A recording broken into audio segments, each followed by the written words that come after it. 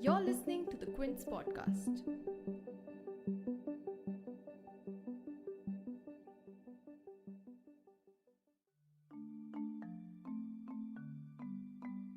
The T20 World Cup may not be going as we expected, but there's light at the end of this tunnel with Rahul Dravid waiting for the Indian men's cricket team to take over as the new coach following the end of this tournament. He's come on board on a 2-year contract, and his first assignment will be the home series against New Zealand starting 17th November. But how did a man who made it pretty clear that he didn't want this job just yet get selected for it? I have cricket writer Chandresh Narayanan with me to discuss all of that. Chandresh, first thing, how has any other Indian cricket coach appointment had so many so excited?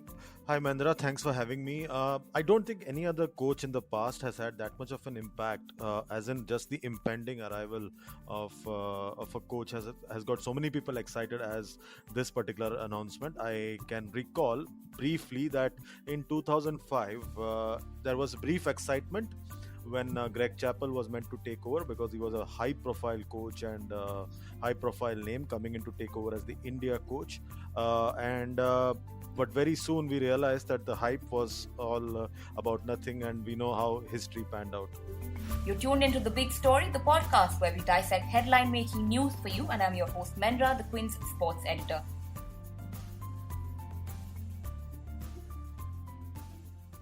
And returning back to my guest, Chandresh, Rahul Dravid's future role as the Indian men's team's cricket coach was no hidden secret. We sort of always knew this was going to happen. He spent years as India A and under 19 coach before, and just as he did as a cricketer, he trained himself for this job as well. And like we saw, with Kumble and even with Ravi Shastri, there were players who sort of transitioned into the role of a coach. But with Dravid, he put in the hard work. He did everything possible to be ready for this job. So there's, that just adds to the excitement for the fact that we have Rahul Dravid coming into the Indian dressing room again. Yes, it does in a way. Just a bit of a differing note on Kumble. Kumble did spend a lot of time with RCB and with Mumbai Indians as their mentor. So he was in a way preparing for that role, but not really preparing for that role. But in the case of Rahul Dravid, he has been preparing for that role since the time probably he retired as an active player in 2012, 2013. And you can see that 2014 on that tour to England when just before the test series, Rahul Dravid spent a bit of time with the Indian team as a consultant as well. So he's seen all these players, most of these players, as a fellow player, as somebody he has worked with as coach at the NCA, as coach at India under 19, India A. So he's seen most of these players. So in that sense, everybody's been waiting for this to happen for a very long time. The timing of it maybe a bit sooner than most expected, because a lot of people, including me, expected that he'll take over, say, probably in 2024, when this present generation would have sort of phased out, because most of the guys who would by then be the premier players would be the players that he has worked with at India A and India under 19. So in that sense, I think that Rahul Dravid's appointment is a bit sooner than expected, but he comes at the right time for Indian cricket, because this is the right time to press a reset button for Indian team in all three formats. Also, at this moment of transition in Indian cricket, there's actually no better man almost to take over. He has obviously the respect of each and every player in that dressing room. He's witnessed captaincy changes firsthand himself, and also witnessed the tough times it can put a dressing room through. So it would be great to have him there to sort of be that stabilizing factor. Yes, you're right. And I think Rahul is a very process driven individual. And not many may know that when John Wright was the head coach of the Indian team back in 2000, and he was the one who brought him into Indian cricket system. Saurav Ganguly may have been the face of the brave new India that we like to call ourselves, but actually the brains was Rahul Dravid, and the planning was done by John Wright. So Rahul and John were actually the ones doing the background work, the background nuts and bolts job, while Saurav would go onto the field and sometimes do something dramatically opposite to what they had planned. But overall, Rahul and John did all the planning in the background. They did all the thinking, all the plotting, all the looking at the younger players, what needs to be done, what doesn't need to be done. The best example of that was the historic Test series win over Australia in 2001. Then obviously, like you said, he's seen a lot of captaincy changes. Sort of when he Rahul himself became captain, we know how that panned out. They did quite well, winning Test series in West Indies and England.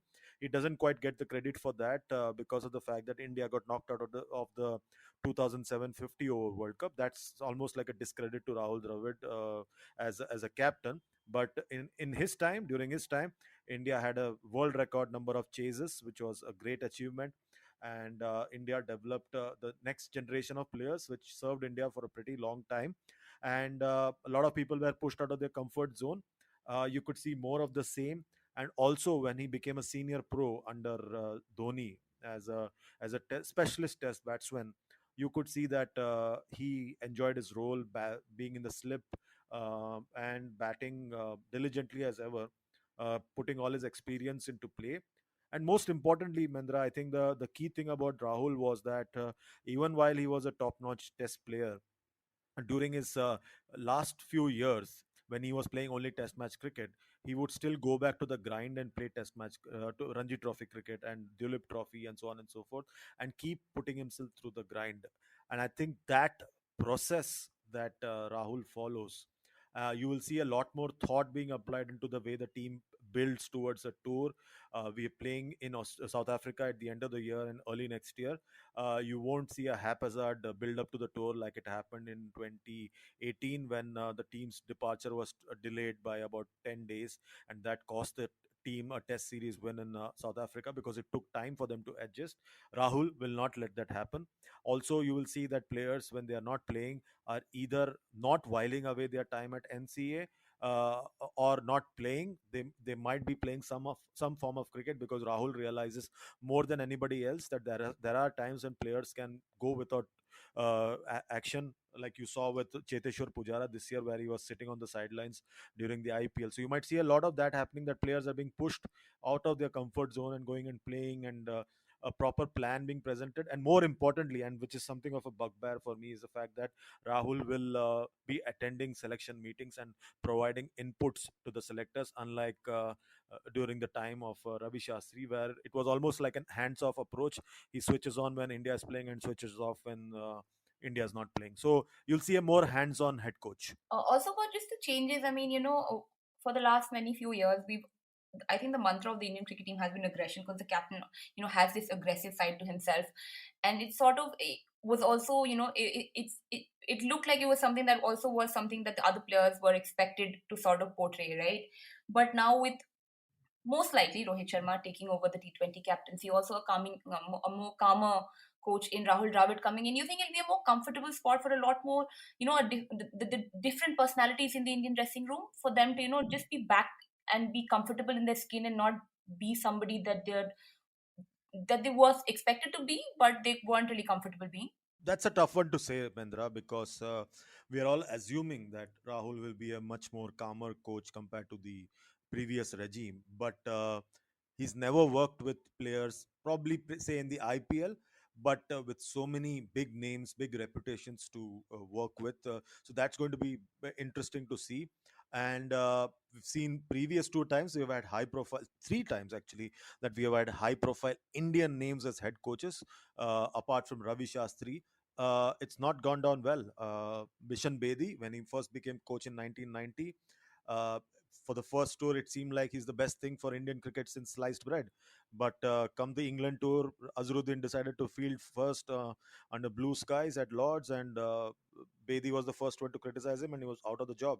Next, Kapil Dev, he had to leave within the very first year of his contract. We all know the circumstances under which he had to quit the role. And then Anil Kumble, he again left the role abruptly. So we've had three high-profile former India captains performing this role, and it not going down well. But three different eras. But this one is a different era. It's going to be interesting to see how Rahul adjusts to this particular thing, because results are going to matter. Like I keep saying, with India A, results didn't matter. IPL results didn't go his way. With under 19, it was more again about development. We did win an under 19 World Cup under his tutelage, but here public can be a bit unforgiving, and we've seen with this T20 World Cup. So results will matter, and results will dictate the way this tenure progresses.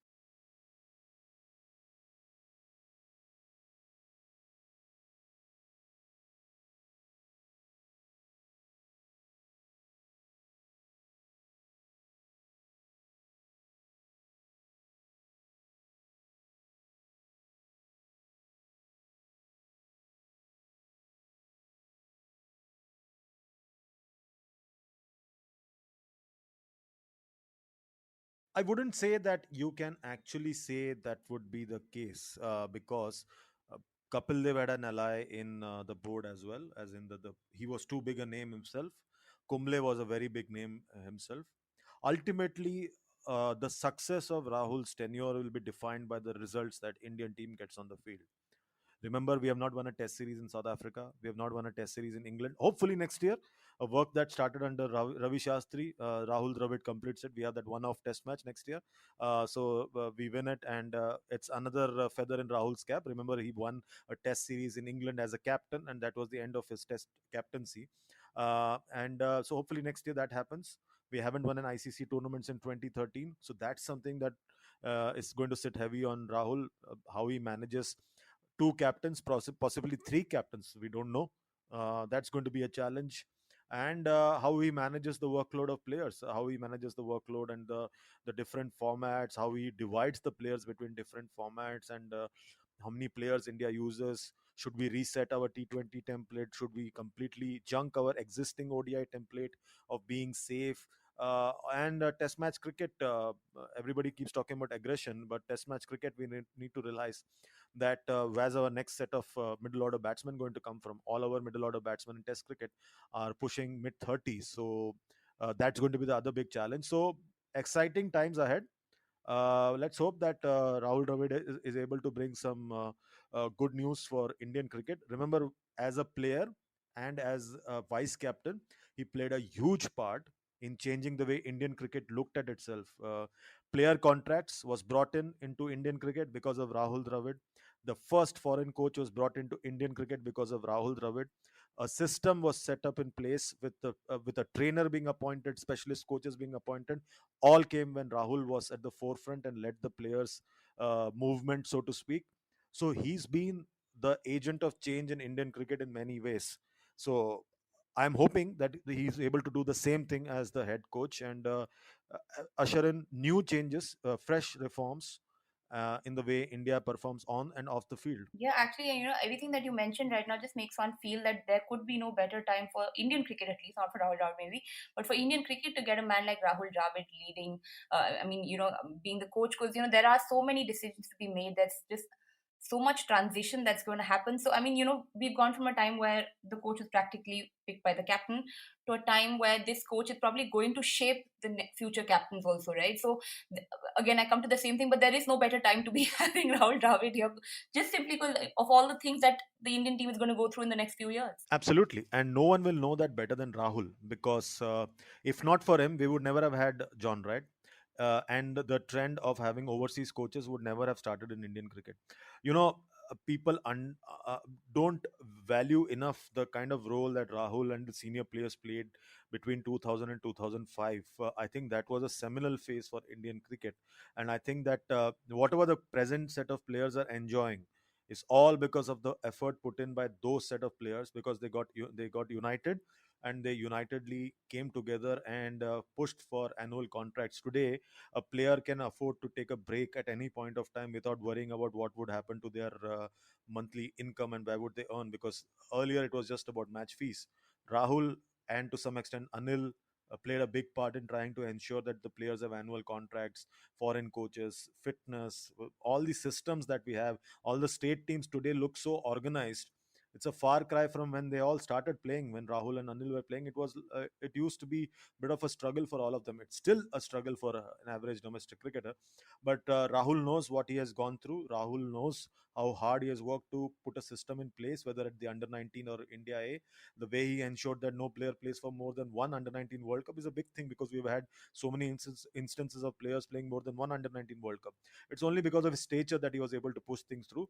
Let's hope he continues to do that as head coach as well, because a lot of things need to be done. A lot of things are happening in the right way, but a lot more can be happening for Indian cricket. To just as I let you go, one last question: Could you, is there any insight you could give into the relationship or sort of the rapport that's shared by the current captain Virat and maybe Rahul Dravid? See, obviously they played together for India, as in Rahul played that one day tournament in Sri Lanka before the 2009 Champions Trophy when he was brought back out of the blue, and then he also played the 2009 Champions Trophy when Rahul and Virat played together in the same 11. They played together at IPL in RCB for the first 3 years, and obviously they've crossed paths a number of times. Rahul's final year coincided with Virat's rise as a Test player, when all the senior players, including Rahul, were struggling in Australia.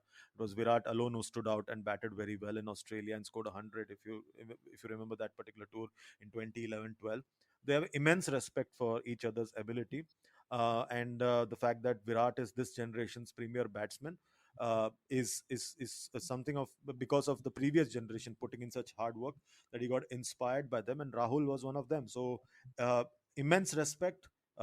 It's going to be interesting to see how two different kinds of individuals work together.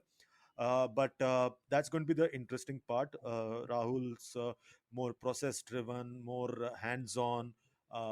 He would be more involved. And he would be more in the thick of things, rather than Ravi Shastri, who was more like, he's always been more like a hands-off coach.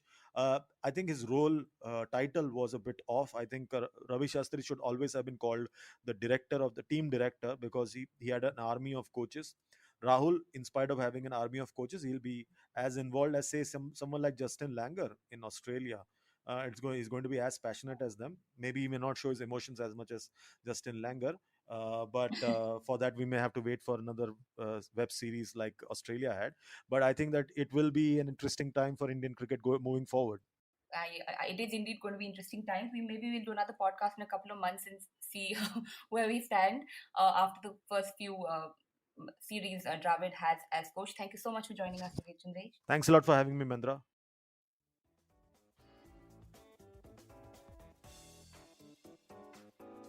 Thanks for listening.